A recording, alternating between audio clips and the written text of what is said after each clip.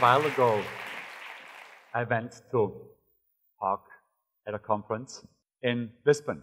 While I was there, I also had a chance to visit the medieval castle of São Jorge. So this is basically a military compound, pretty much designed to shoot cannonballs at intruding armies.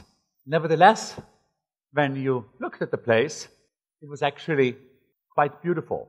The entryways, symmetrical, carefully designed, every doorknob in it covered in an intricate ornament, and even the cannons themselves actually were clearly, carefully considered. Smack from Lisbon, I traveled to speak at yet another conference. I do this one in Memphis, Tennessee. And upon arrival at the convention center, I looked around.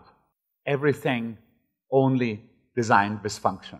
This overpass, the architecture itself, the street furniture, nothing was made with beauty in mind. This was pure utilitarianism. What is it that brought us from the relative darkness of the Middle Ages into the complete, utter blackout of the 21st century? I blame one single man, fellow Austrian architect Adolf Loos, born in 1870 in Vienna at a time of architectural historicism. So basically everything was built in any which way, in any which historic style the emperor fancied. So the Rathaus was in Neo-Gothic, the Parliament in Neo-Greek, the opera in Neo-Renaissance. And Loos was basically the leading architect for the intelligentsia at the time. He published an essay called Ornament and Crime, in which he argued that most tattoos are ornamental, most people who get tattoos are criminals, hence ornament must be criminal. He also had one better argument where he said that as ornament is always fashionable, it is criminal to force craftspeople to put ornaments on the things that they create because it would speed up the obsolescence. Now, Adolf Loos became quite an influence on the Bauhaus, and the Bauhaus, as we know, was the leading influence on architectural and design thinking throughout the entire 20th century, all the way up into the 21st century. If you look at one of his most famous buildings at Michaelerplatz, Kaiser Franz Josef apparently had all the windows that looked out over Michaelerplatz from the neighboring Hofburg nailed shut, so he wouldn't have to look at this awful building without ornament that was known in Vienna and still is known in Vienna as the building without eyebrows. And some of this made sense at the time. You know, get rid of all the ornamentation, embrace the new age, embrace the machines, show them visually. Some of the other stuff didn't make that much sense. Machines also really started to play a big role in architecture. Natural ventilation was replaced by air conditioners. Gabled roofs that automatically removed the snow were replaced by flat roofs that needed machine snow removals, and so on. And the leading proponents of the Bauhaus, so you have Mies van der Rohe, Walter Gropius, and Le Corbusier, built collectively a good number of masterpieces, but their thinking, of course, was basically blamable for a real mass aglification of the world. Corbusier himself, quite famously, wanted to rip down Paris. This is the Paris that's the favorite city in every city survey of most people around the world, and he wanted to replace it with this. Also came to India. This is in Chandigarh, Corbusier himself, and here are the sons of that sort of thinking right here in Pune. In every sort of building, be it a school building, be it a private building, be it a government building, this really became the world. And it's unbelievably. If you look at the hand axe, this is the oldest tool humans and humanoids made. This is over 1 million years old. It's beautiful, it's symmetrical, and there is no reason for it from a practical point of view that it's symmetrical. You can skin that mammoth just as well with this thing not being symmetrical. Many of them have been found all over Europe and Africa that actually were to be of any practical use. So they were just made to basically show off the fitness of its maker in the creation of something beautiful. So it's very clear that from the extreme beginning, even before we were called proper humans, when we were still humanoids, Homo erectus, we already considered beauty as a very big part of what it means to be us. And the even stupidest thing of it all is that it's all been an unbelievable misunderstanding. Adolf Loos actually loved beauty. He created this set of glasses for the Austrian company Lobmeier, has been in production for the last 80 years.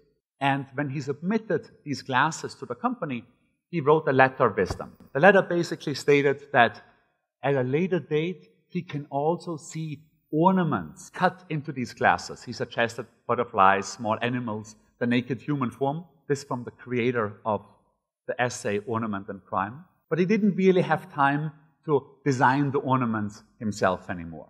So 80 years later, Leonid Rast, the owner of Lobmeier, found this letter and he commissioned my studio to create the ornaments to be cut into Adolf Loos's glasses, which of course was a fun job to do. And we designed a set of 14 glasses called Heaven and Hell, based on the 7 heavenly virtues and the 7 deadly sins. So here you have them. I see if I can get them all together. So this is greed, gluttony, lust, pride, wrath, sloth, and envy. And then you have humility, chastity, charity, diligence. Then there's patience. The real fight is not between plain and complex, or between something simple and something ornamental. The real fight really is between designed with a lot of love and designed without care. I think that functionalism gave the stupid the excuse to not look at beauty at all, and it gave us the possibility to ignore this real fundamental rule that beauty is always part of the function. And I do think that in the last decade or so, things have started to really become better. There's many, many, many examples out there. I'll give you one from my neighborhood. Probably the most utilitarian building, the most functional building that you could possibly think of is an elevated cargo train track. Now, we had one of them rotting away 2 blocks from my apartment in Chelsea in the lower part of Manhattan. A couple of community organizers came around, Robert Hammond and Joshua Davis, and they commissioned friends of mine, the architecture office of Diller and Scofidio, to renovate this train track. What came out of it is the now almost universally loved High Line. It's a small part from 12th Street in Manhattan all the way up to 30th Street.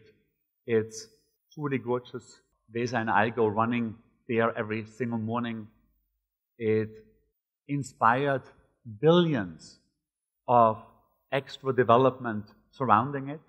It's probably going to emerge as the most influential building in Manhattan from this generation. There's architects studying it from around the world on a weekly basis. It also, as a very astonishing fact, even though it has since its opening had 10 million visitors, so far not a single handbag has been stolen on it.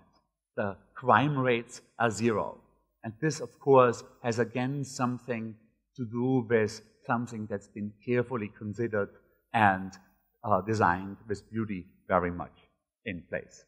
So I do think that things get better, that civilization actually works. I know that from my own work that I had started out very much as a designer that only took care of concept and ignored pretty much anything else, that never really thought about form. But I've learned that if you want to communicate anything, that form really has a big, big role in how things are perceived. We even looked at this sentence, now is better, and is getting more beautiful. Thank you so much.